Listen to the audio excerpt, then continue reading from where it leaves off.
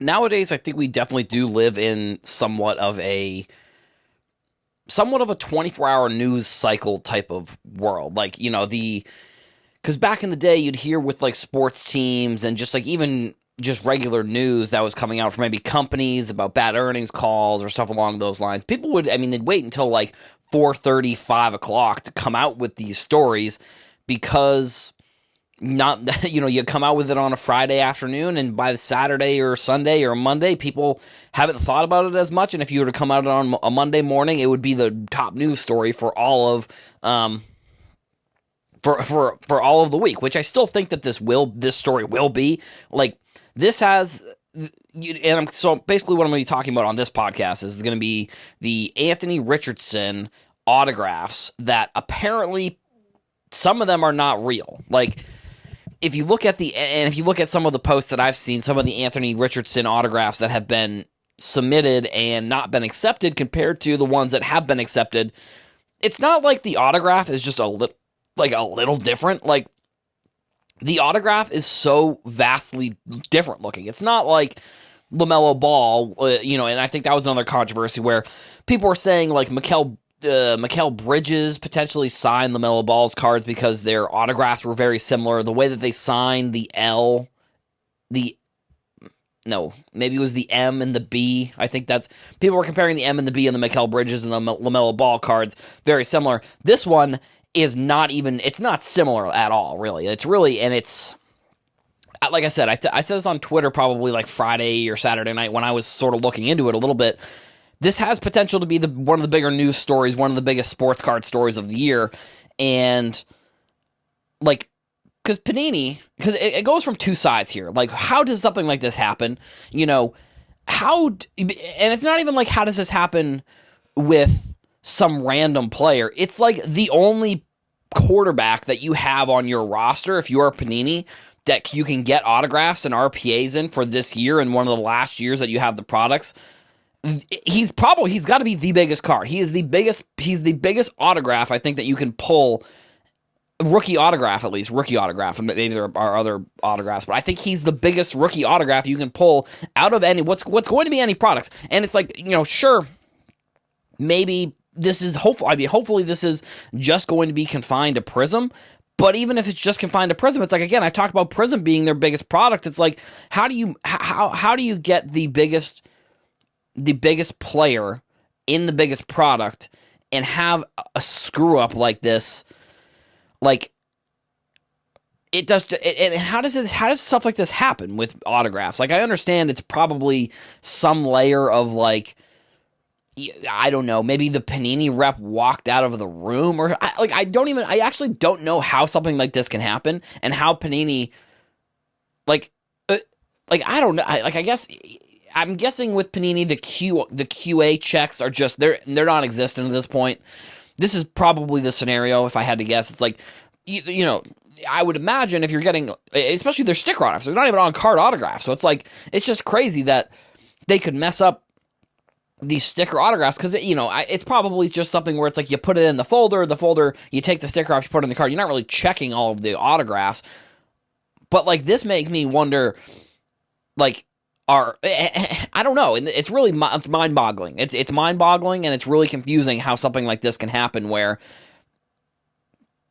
you have what is the biggest player in football products this year for autographs, because there's not the other three players that I mentioned signed with Fanatics, the other top QB signed with Fanatics. So you have the biggest player in your biggest product, and who knows how many other autographs are going to be used throughout other products that have already been packed, that it's like, it's not even just going to be confined to Prism, because maybe they found it because of Prism, but like, what's going to happen with these other cards? Like, are they going to have to almost do like redemptions? Like, if you pull an Anthony Richardson autograph in some other product, like, are you going to have to send it back into Panini to get a new card? Like, if all of these because if all of the autographs are the fake ones, if the ones that have been, PSA has said PSA said they're not doing an investigation, but everything that they said in the tweet would lead you to believe that they're doing some sort of investigation. they use terms, I think, in the tweet that would imply that there's an investigation going on, even though they're saying they're not doing an investigation. And this is, again, I mean, it's the QA within Panini is just like, who cares? We're just putting this out. Like, we only have a couple years left. Like, we don't, the company, and maybe even people are looking at it and saying, we're just trying to get the last little dying dollars out of this industry that we can before our licenses are taken away, I suppose. I mean, that's really the only way that I could see something like this happening. I would hope with, cards that are on card, which, again, the autograph industry, in my opinion, I think is a little bit, I don't know necessarily as much about it. So, like, when it comes to, like, pricing autographs, like, I don't know how much an autograph, like, affects the pricing of a card. Obviously, it increases the price a little bit, but the on-card versus the sticker autographs, it's like, again, I get that they can't, I get that they can't do it, or I get that, no, it's not that they can't do it, it's that they don't want to do it, I guess, like, because that's what it comes down to here. It's not that they wouldn't be able to send someone, or two people, with all of the cards, and have them just sign the cards. Like, the amount of money that the Panini is making, you can't be making these mistakes. Like, these mistakes shouldn't be happening if you are a card company in the most profitable time period in all of, I would say it's probably the most profitable time period for sports card companies of all time in the past few years. Maybe you could say this year for Panini, not as much. Maybe you could say it's been on a little bit of a decline over the past few years, but from 2019 until 2022, 2023, you could say all sports card companies did was make money. So for an excuse, which Panini obviously isn't going to come out with a statement, because they never come out with statements about anything, because they just, they would rather just let the news cycle play out here and whatever. We'll move on to the next controversy the same way that everyone always does with every news story, not even just within sports car, with every news story, 48 hours, 72 hours later, there's a new thing that's coming up. So it's like Panini, they just look at it, they say, whatever, this is a mistake we made, we're not going to acknowledge it. We don't have to acknowledge it, because we've been on record not acknowledging things, so we don't have to if we don't want to, and we don't want to. So Panini's not going to do a statement. I think it's kind of a scumbag move, if I'm going to be completely honest, and not come out with something. Like, Topps has done a okay job at doing some of these, putting out statements, and we obviously recently had the SGC statement that was put out about that fake LeBron, or the altered LeBron that they graded and put out on social media, and then it turns out the patch was on Tiffany Cards, which is a website where they document all of the altered cards. Panini's not going to do that. They're not going to say anything about it. They're just going to move on along their business. PSA will probably come out with something. Panini, I really highly doubt they'll do anything about this. At this point, they're a failing company, and I think one of the things I saw was where people are using straw men, as they do on social media, saying like, "Oh, who's defending Panini? Where are all the Panini defenders?" No one's defended Panini. That's the other thing that I sometimes get confused about. It's like nobody has been out here advocating for Panini, really. Like, and I'm not trying to bash them so harshly, but it's one thing after another with them, and it's like they haven't come out with any statements. They don't say anything about these controversies, and it's just like, what else do you, like, how do you? And the worst part is, it's like, nothing's ever going to change. Like, the industry, luckily Panini will be not making sports cards, and you would say maybe, well, if they hadn't lost the licenses, maybe they would be better. But it's like, that's not, that's not how this should work. It shouldn't be, it shouldn't just be that they have our business and we have to earn them. We have to earn them doing a good job at their business. Like, no, it should be the other way around. And unfortunately, like I said, all Panini has done over the past few years is make money, and they don't really care about the stuff that they're putting out, the products. And it's pretty clear, because all of the controversies with, whether it's, backyard breaks or any of these things that Panini are coming out with. And then this thing where it's like the one player, you had to make sure you get this player correct when you're doing the autographs in the one product that you have to make sure you do it correct. They can't even do that correctly. Like, it's like, it's frustrating because you want the industry to strive and be better, but it's like when the top of the top is like, yeah, we don't really care. It's like how much longer can we just sit here and advocate for sports card stuff when it's like the people at the top aren't even trying to advocate for them, which, like I said, they're trying to make money. They've already made the money, so they don't care necessarily if the product doesn't come out well. And like I said, unfortunately, I think we've gotten to a point in sports cards where it's going to be very hard. I mean, other than them losing the licenses, which I think is a big deal. But like, if that hadn't happened, I don't know if we would have ever seen any type of change within cards. I guess. I mean, I don't know. I mean, like I said, I think the switching of licenses, I think, will be interesting. I hope that Fanatics really is taking note of a lot of these issues that Panini is having to make sure that they don't run into these same issues. Like, if, I don't know, whatever, 15 years down the road, Panini somehow becomes some titan and they swoop in and they buy all the licenses somehow. I don't want Topps or Fanatics to look at it and say, well, if we're losing all the licenses, like, who cares? We'll just make these products. Even though they lost their top 3 superstars from a football product. We only have one left, but we're not going to put out the correct, we're not going to put out the correct cards. We're not going to put out the correct autographs for him, like, somehow. So this story is still developing. And from what I've seen, it came out on Friday, into Saturday a little bit. And it is still developing in a way that I don't know when we're going to have more answers about what exactly happened. It'll probably come from PSA, I would imagine.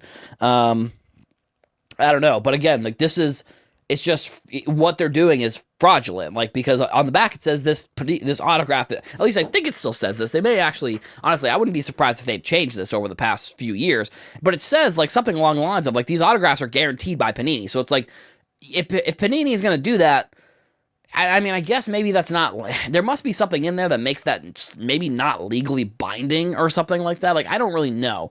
But, it's unfortunate. I'm hoping that, I guess maybe I'm hoping that a lot of the Anthony Richardson cards that have this autograph have maybe they're still on stickers and they're not in packs yet. And they're going to have to do either card redemptions for some of the other cards with real Anthony Richardson autographs, or they're going to have to, like, I don't know exactly what they're going to do here, because we've seen in the past where issues have arisen with, autographs not being fully authentic. We had Dak Prescott a couple years ago. There was some controversy with Luka's autographs. Dak Prescott's apparently using the autograph pen. Luka people saying his mom signed it because of the way that he signed his name a little bit differently. And then again with LaMelo Ball. So it's like none of these statements have really come out from Panini, and I don't expect them to.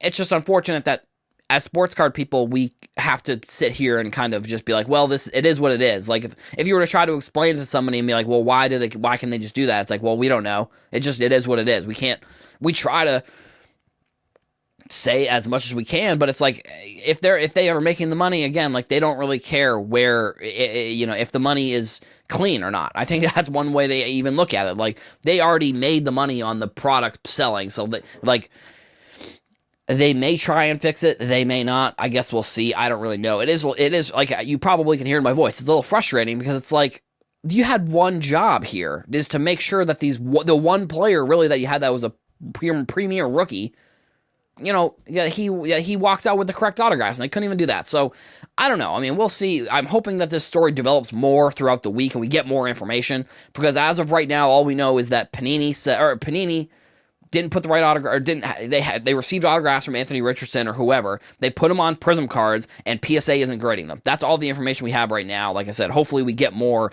as the week kind of goes on here.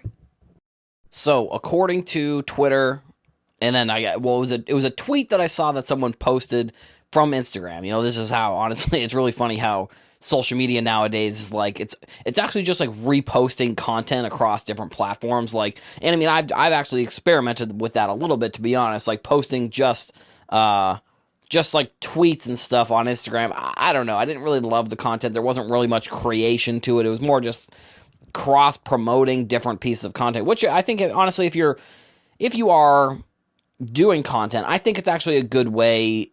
If you are really trying to go full on, trying to do reporting, I actually don't think it's a terrible way if you want to create content. But that's not the point. Sorry, I got a little derailed there with content creation.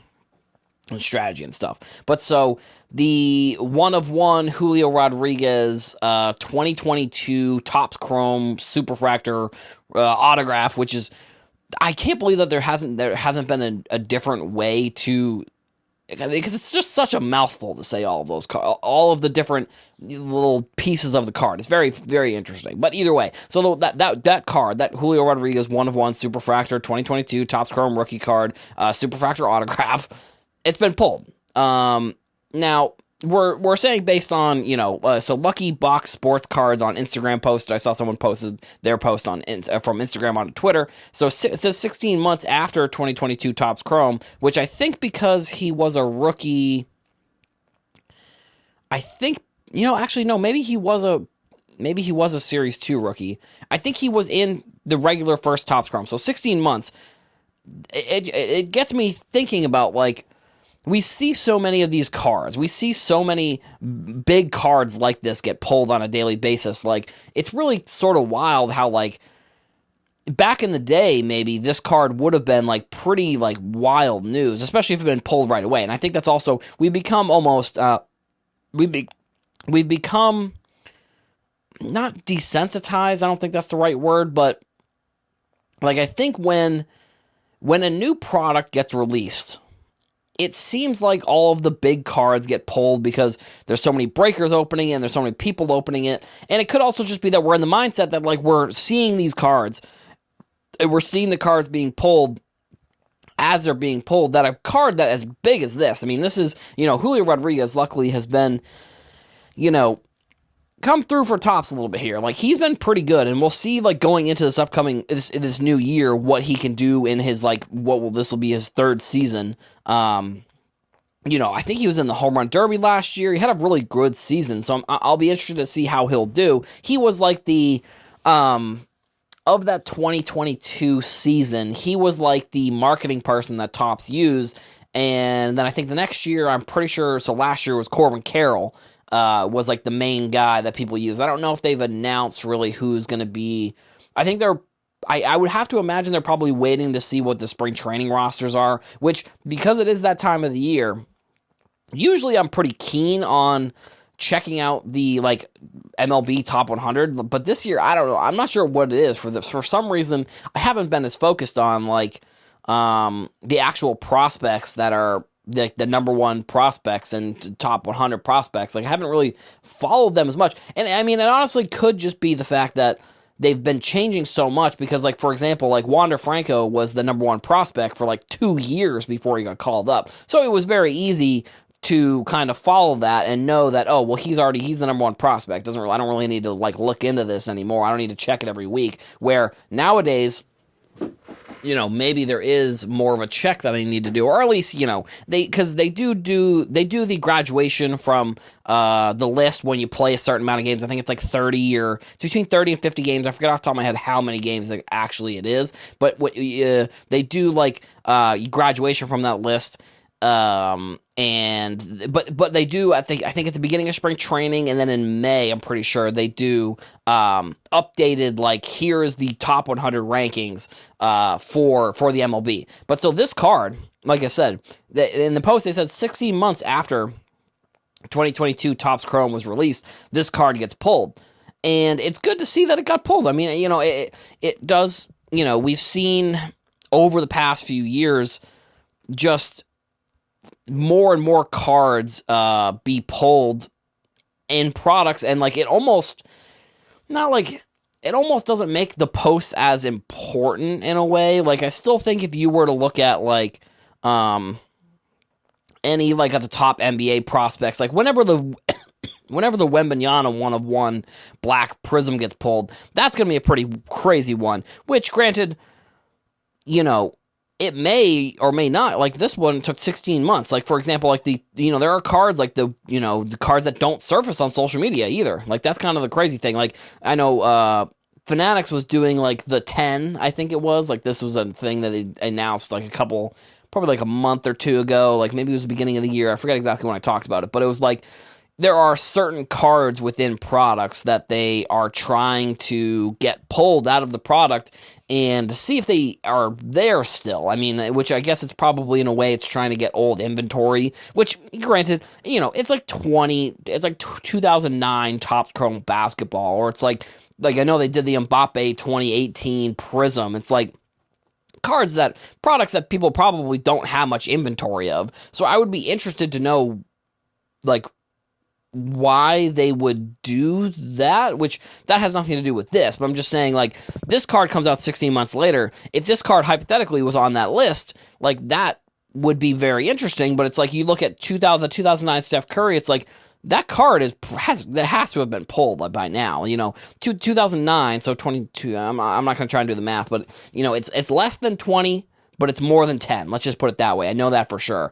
How many years that product, no, actually, it's probably about 15-ish. It's probably like right in the middle. Actually it would be. 15. So 15 years after that 2009 Curry product comes out, we still haven't seen the one-of-one Superfractor Curry.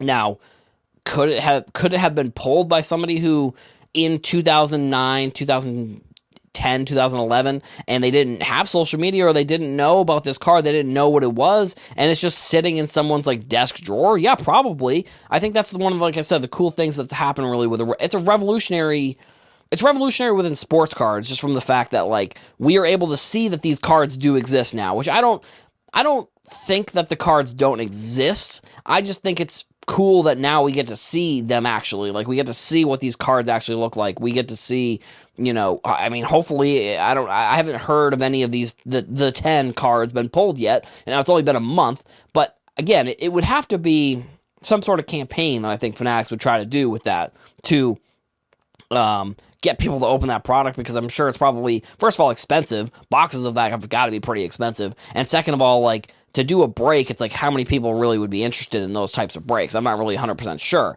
But so the one-of-one Julio Rodriguez, now it's been pulled after 16 months. So it's like, I wonder how many of these cards, and this is sort of my last point of the podcast, is like, how many of these types of cards, like the Corbin Carroll, like, how many of these types of cards are just sitting in warehouses somewhere in boxes, and like, they'll never be found? Like, or somebody, I don't know, I mean, not to be morbid, but it's like someone bought a bunch of cards, and then for whatever reason, they never end up opening the cards. Like, either they give them to, like, a relative or something, and then the relative just, like, was like, whatever, I'll just toss them in the trash. It's like, I feel like there have got to be a lot of cards that are just gone, like, which is very, a very interesting way of thinking about it.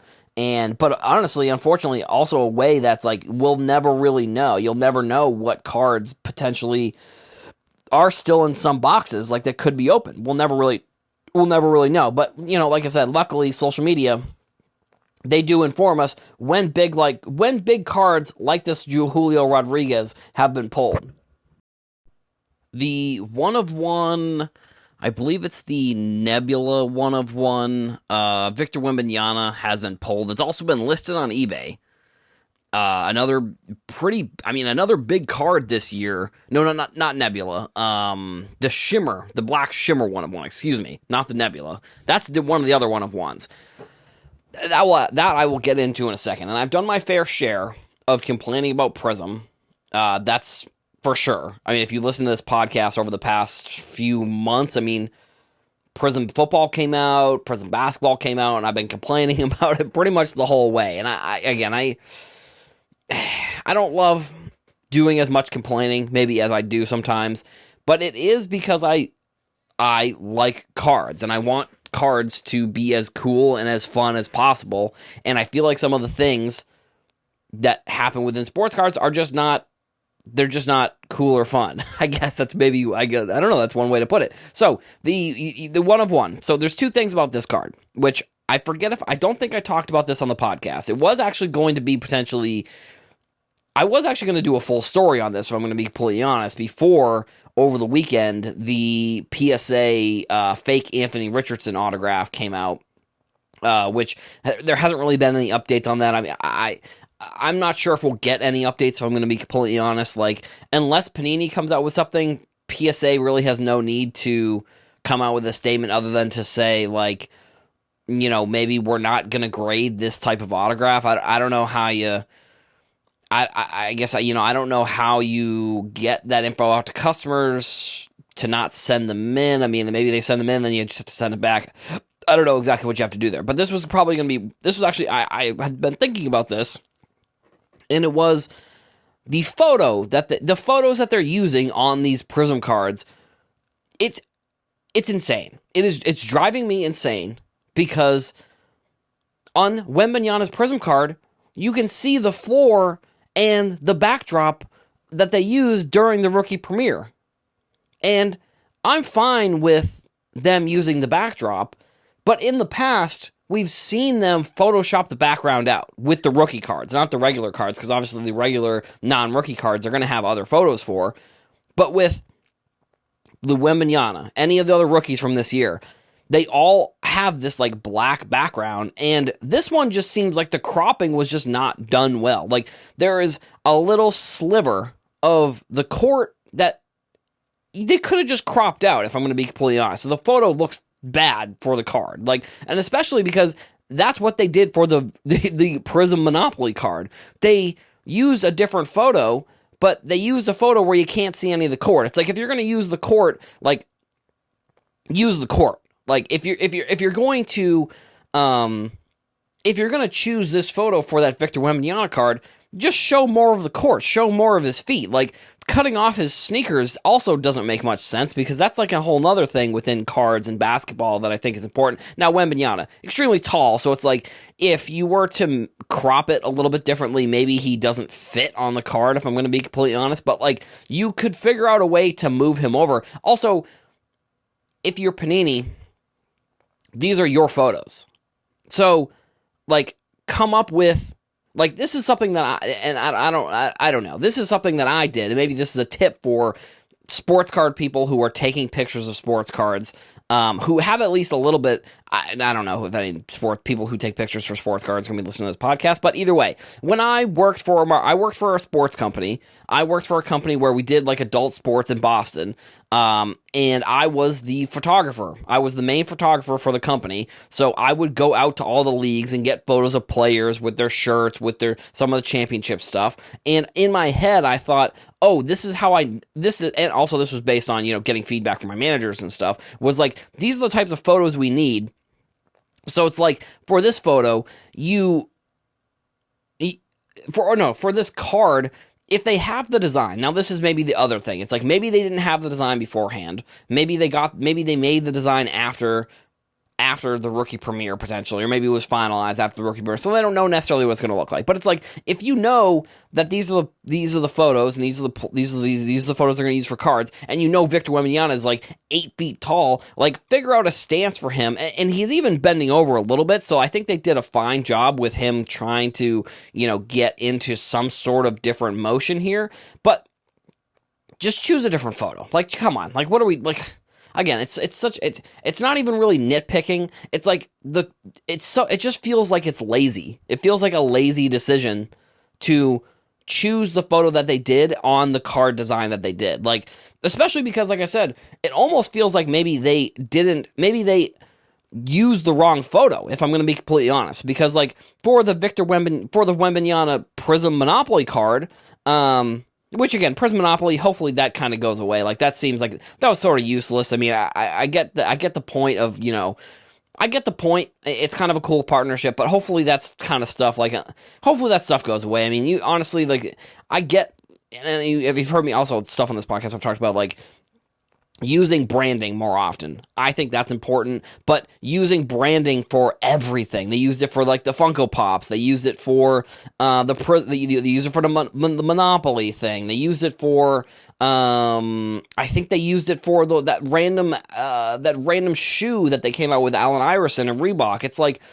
that's not what I was talking about when I was talking about using the branding more often. I'm talking about creating more products that are, actually good products, not Prism Monopoly. Like, not cards that are coming out of Prism Monopoly. Like, coming out with a Donruss style product for Prism has been this concept that I've always thought of, that I thought that that I wish that years ago I talked about this on TikTok I thought that would be a great idea, or even maybe on the podcast, maybe not on TikTok, maybe on like the original, the Heroes for Sale podcast, the original Heroes for Sale podcast. I talked about them coming out with some sort of Donruss product, for Prism, like a paper Prism product. I thought that would be a good way to go to subsidize, subsidize the word that I'm looking for, to keep the print runs of the regular Prism the same, but still release more of the product. But they did the opposite. They just released more of the product and more and more and more and more, and they didn't do anything really to subsidize it, where now the Prism has, almost become a little bit, not worthless, but it's really gotten to a point where it's the prestige and value, I think, that came with Prism a while ago has really gone away pretty significantly, if I'm going to be completely honest.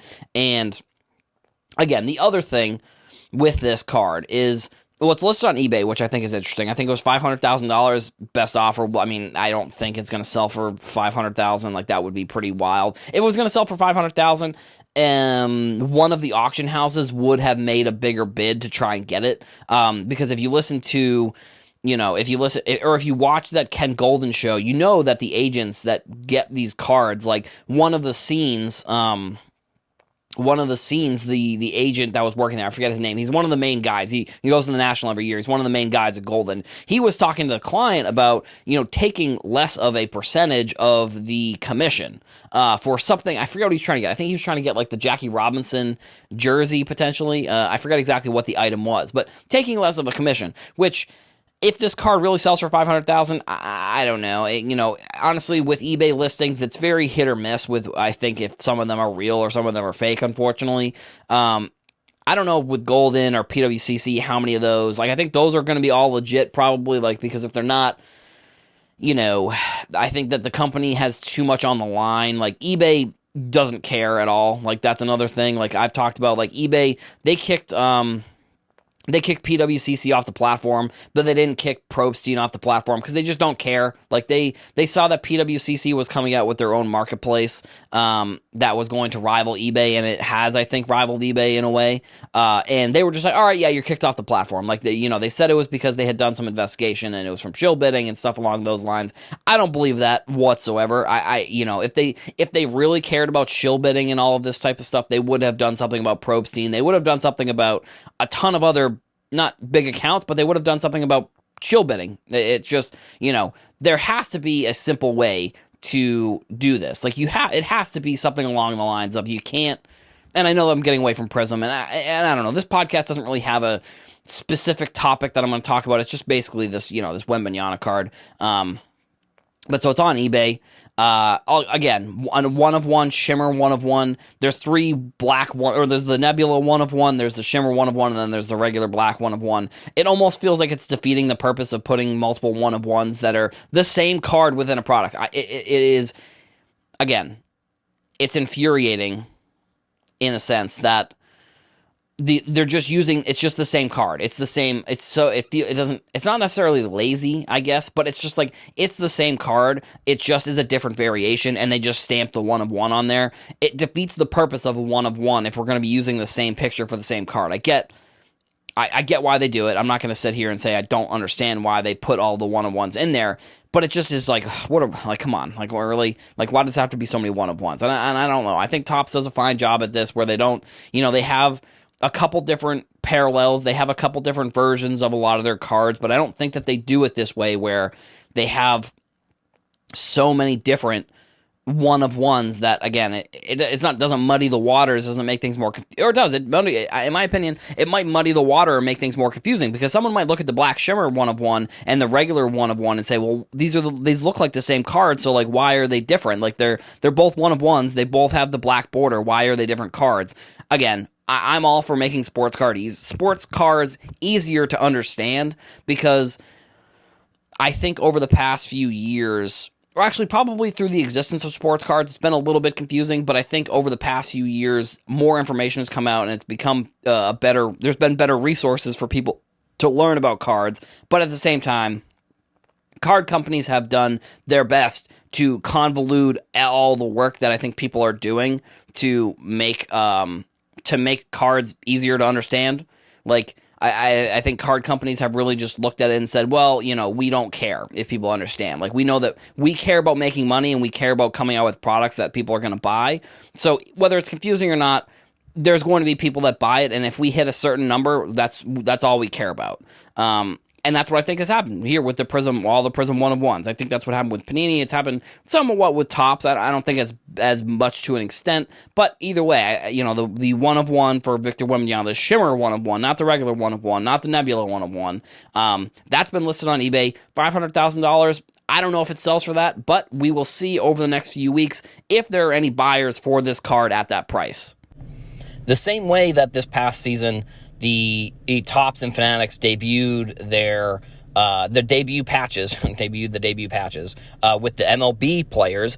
They announced that with the start of this MLS season, they're also going to do something very similar. Well, the same thing, not something similar. They're doing the same thing. They're putting the MLS debut patches for rookies on their jerseys. I guess there's also been some controversy, which is a little bit interesting. Like, the Fanatics jerseys are bad or something. Like, the one thing I am a bit confused about is, like, I thought the pictures that I'm seeing of the jerseys that people are saying are bad, those are just like the spring training jerseys. Those aren't the real those aren't the jerseys that they're going to be wearing during the season. Like, maybe also, people are comparing the jerseys that people are wearing on the field to the jerseys you can buy at the pro shop. Also, those are different. Like, I don't know. I'm a bit confused. If I'm going to be completely honest, I'm a bit confused about what people are so angry about with these jerseys. If the regular season starts and the jerseys are like this, like, weird, I don't know. They look like replica jerseys, like not the ones that pros would actually wear. Which, like, I thought that, because they were showing pictures from spring training, and I'm like, well, yeah, but the spring training jerseys are different than what they wear during the regular season, I thought, at least. Maybe, and I don't know, maybe I'm incorrect here, maybe I'm off base, but I'm just going to sit and wait here and wait for them to actually come out with the real jerseys. Like, it just seems like the real jerseys have not come out yet, I think. Like, that's right? Or am I wrong? I don't know, whatever. But either way, so MLS, which I guess I don't know if MLS, because Topps or Fanatics, they are Nike jerseys, but they're distributed by Fanatics. So I don't know if the MLS jerseys are also distributed by Fanatics. They might be, potentially. I mean, any replica stuff that you're buying is probably from Fanatics. I mean, it's very interesting to see. Well, not to see, but, I think at this point we all know that Fanatics is really, they've monopolized, I think, the sports market when it comes to, like, jerseys, memorabilia, all that kind of stuff. Similar to what they're kind of doing with cards, if I'm going to be honest, like getting all of the stuff, making everything go through them. But that's not the point. The point is here, you're going to have, the MLS players are going to have the debut patch on their jersey. I think that's really great. I think that's...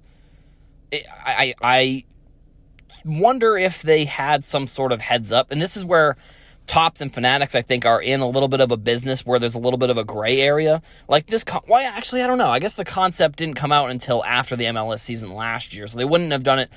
Maybe not. Okay, so my conspiracy was that why didn't Fanatics do this with MLS last year when they could have had a Messi debut? That would have been pretty cool. Which I think Luis Suarez is on. I don't think he played it all last year. So there's potential like he's going to be getting one of these patches, which I think will be interesting. Also, one thing that I'm not 100% sure of is how Topps in the past has decided who gets rookies for soccer. Like, I guess I haven't really followed MLS rookies necessarily, like players who I think are younger in the MLS. I do follow a little bit. And actually, to be honest, like I didn't follow as much last season. The Revolution weren't as good. So, like, the season before the Revolution were really good. Also, you know what? Actually, no, now I think about it. Also, the games were on Apple TV for the first time last year. So that also could have been a potential why I didn't watch many of the games. Because they used to just be on, like, the local sports network. Huh. That's interesting. Either way, I haven't been following as much rookies that are making their debuts and like, I guess it's maybe it's not like the MLB, or maybe it's not like, well, I guess the MLB would be the example, would be like where there's a minor league team, because I don't think that none of these teams have minor league teams necessarily. Sure, they may play in like the USL, but the USL is not affiliated with the MLS, so they're rookies coming into the MLS, I guess. I don't know. Like I said, soccer is very nuanced and confusing, which sometimes I like it, because there's endless amounts of information you can learn about soccer, and it just is almost updating on a daily basis of new things that you can learn. But also sometimes I'm just like, oh my gosh, it kind of gives me a little bit of an ice cream headache, like where I'm just like, oh my god, there's so much information. It's information overload. It is what it is, I suppose. With soccer, there's just so many different aspects, and it's like that. I don't know. If you get into any sport, maybe it's like that. Maybe it's just that I'm into soccer, and that's one of the sports that I follow pretty closely, and that's why I think that there's maybe more nuances than there are within the NBA, but maybe there is just as many. I don't really know. But I think what I think is cool is that Fanatics is taking a concept and using soccer as the next as their next choice for what sport they're going to do. Because, I guess maybe once they get this, it's actually probably smart, because they debuted the patch on the MLB jerseys. Now they're going to do it on MLS, and then I guess they probably will end up doing it on NFL and NBA jerseys as well. Like once they get those licenses, like I can't imagine why they wouldn't do that. But it is cool that the second sport that Topps chose, which I guess like I just said, they don't really have any other. UFC, which they recently just got back, which actually I forget if I made, I think I did make a post about that, or maybe I didn't. Maybe I didn't talk about it. But if you didn't hear, UFC is went back to Topps, and they're coming out with a product in February. I must have talked about it, I think, because I remember saying that. But so I guess Topps really there wouldn't. I guess soccer. Actually, shoot, that's wow. I don't know. What am I even saying? Soccer. That's like. I'm wondering if they would do it in other leagues, like Premier League. Like, that would be kind of interesting. I don't know. I'm not sure if they would be allowed to do that with all the different types of restrictions and UEFA and FIFA and all of these different types of things. They probably wouldn't be able to with that side, like overseas. I'm wondering. I guess FIFA, because the country cards are all with Panini still. I don't know. I think that's actually probably one of the bigger licenses to get. They also have to get, or they're probably going to get WWE back, because UFC and WWE are they're under the same company. Yes, they're different. Like I said, a while back when I first originally covered the story, TKO bought one of them. I forget. One of them was already under them, and then the other one bought. So, maybe they go UFC for those patches, but at this point, we just, MLS, they're going to be doing it this year, which I think that's cool. And I'm glad that they're going to be doing it. Just because it gets sports cards and soccer into sort of the limelight. Like, I'm wondering, because we saw tons, I think we saw like a ton of articles about the MLB. Sorry, I keep getting the MLS MLB mixed up here. MLB, when they first did it, I feel like there were a lot of articles like on ESPN and stuff along those lines. So I'm wondering if we're going to get the same coverage for MLS. I think maybe not. Maybe we'll get one ESPN article, but I don't know. Well, I guess we'll see. The cards, I guess they may come out in Topps Chrome, like they did with the way that they did with MLB. I don't know if they're going to be redemptions. I think potentially. I think it's a good idea for them to use these cards, which I'll be interested in. This will be my sort of last point here, and this is we've deviated a bunch of different ways, but this is sort of my overall thoughts on soccer, MLS, the patches, the cards. I do wonder if when Fanatics gets basketball and football, because RPAs, that's one of the big things for basketball and football. RPAs are like a big deal. Like, I guess with hockey too, but that's also with Upper Deck. So Fanatics and Topps, I think, have an interesting test ahead of them to see what they're going to do, how they're going to come out with a product that's as good as, National Treasures, or as good as like the Cup for hockey. Like, it's going to be tough. And I'll be interested to know what their product ends up being, because there's got to be one, right? I would imagine there's probably got to be one for those sports once they get them. But I think this is one way where we're seeing sort of almost a card that could be in that product. I think one day probably will be the debut patches with the autographs. They did like the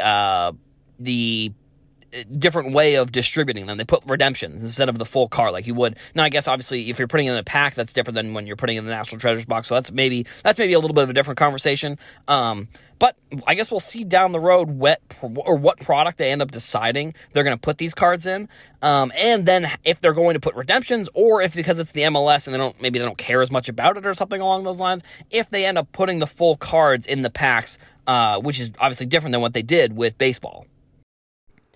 Back, like, probably earlier this year, I guess it was earlier this year, Upper Deck announced that they were making a change to their flagship configurations of the packs and the boxes, and I don't know. I guess I'm not sure why they did this. It doesn't really make much sense to me. In their hobby boxes for Series 1 and Series 2 flagship, they changed it from, you used to be, you get 24 packs with 8 cards in each pack. So that comes out to roughly like 192 cards in a box. Now, this year, for the first time in going back to 2020, they've been using the same configuration for years. When they changed it, before it was 192, and now they changed it to 12 packs and 12 cards in a hobby box, and 12 cards per pack, which, if you do the math there, that's 144-ish cards, which that's 50 less cards. And again, it's. I think that so that was sort of because the checklist has come out, because Connor Bedard is going to be in there. So that's going to be the big Young Guns sell in Series 2. He wasn't in Series 1. I was looking it up and trying to figure out exactly. I guess it's sort of like Bowman. If I was looking it up, because I was confused why Bedard wasn't in Series 1, so I was looking it up, and it's very similar to whether you're in Bowman Draft or you're in the next year's Bowman. I was looking at it, I couldn't figure out a rhyme or a reason why they chose which players were going in which set, but either way, it's something Upper Deck has done in the past. And so that checklist with Bedard is on Series 2, that comes out in a week or two. But then I saw another thread about Topps also doing something similar, going from 36 packs or something to 24, dropping the amount of packs within a hobby box pretty significantly. And I don't know. The more that I hear about that type of stuff, it's just because that's the stuff that I feel like I think those are the types of cards the hobby boxes. That has to be where most sports card companies make their money, right? I guess that would be kind of an interesting breakdown. I don't know if anyone is able to do that. I think it would be interesting if Fanatics would come out with this data. Obviously they won't, but I do wonder if anyone's ever done this type of data where they look at what's the most profitable way that card companies make money. Is it the Topps Now? Do they make a lot of money from Topps Now? I think that would be an interesting number to find out about. Topps Now, or whichever other. Is it selling hobby boxes to hobby shops, or is it selling blasters to retail? I guess I don't know. I think there's a bunch of different categories where they are making money, and I don't know. I think reducing the amount of cards you get in the box is just not the move. And, I think the way that Topps has done it, sure, I talked about it last week, there's 18 different types of configurations, but I feel like the hobby box, I don't know, maybe not, and I think that would be another interesting piece of data, would be what, the hobby box, is that the standard within the hobby, you think? Do you think there are different, the different configurations, of all the configurations, what configuration is the most synonymous with sports cards? It's the hobby box. So the fact that these companies are just so willing to switch around a bunch of the things, so they're making the hobby boxes less, almost not worth it. And it's I don't know, it's just all the moving around of the configurations and less packs. It's like, again, I feel like I've talked about this on the show. It's like I feel like the more self-sustaining the hobby can be by, somebody getting a box, opening the box. Sometimes they get their money back, sometimes they don't. But dropping the amount of packs and dropping the amount of cards, that just reduces the chances that someone's going to be able to pull any type of like card that sells for any crazy value on eBay. Like, and then the problem becomes, well, now I don't have, and I don't know, maybe it would be, I'll maybe have to ask some people if it was always like this. Like, you would buy a hobby box knowing you could probably make 50% of your money back, like, I don't know, a couple years ago, maybe. That's sort of where that was my, like, level. If I was buying a blaster for $28, if I can make $10 back by selling some of the cards, that's fine with me. So with hobby boxes, I did buy one hobby box for Series 2. Again, I pulled the one of one card. I think I've talked about that on the show before as well. But so the hobby box, I just wish that they wouldn't mess with what has worked and what has been good for collectors, because I for Upper Deck, it's really hard to say that this wasn't unless these decisions are made so far in advance, that's really the only reason I could see Upper Deck going and changing, because the Bedard years, this is like he's, if you've watched Bedard, he's generational talent here. So like for them to just switch the configuration and give you less cards per box, in the year where he is the main rookie and he's the card you want to collect, and you're getting less chances to get that card. I don't know if I like that. And I also don't like if they are to put that Connor Bedard card in all of the boxes. I don't want them to do that. I don't want anything fishy going on, like the way that that 89 Upper Deck, the Upper Deck Griffey. Like, they just printed a bunch of them, and I'm hoping, I don't think they would do that again. I know there's no way they could do that again. That would be an interesting movie idea for Adam Sandler if he was listening to this podcast, potentially. But the hobby box, I feel like, is too synonymous with the hobby right now, and I just don't like that card companies are making changes to it, because I don't see prices really changing that much. I think if you're comparing them from 2020 and 2021, that was just insane. I don't know if we're ever going to get to that point again. I kind of, I don't know, it's a weird, I would want it to and I wouldn't want it to. But if people are going to be buying hobby boxes, in my opinion, at least for right now, I really just hope that we don't see any more changes on these hobby boxes. But I don't know what's going to happen. But I think I really would like to see card companies just stick with the configuration and not make a ton of changes to them, if I'm going to be honest.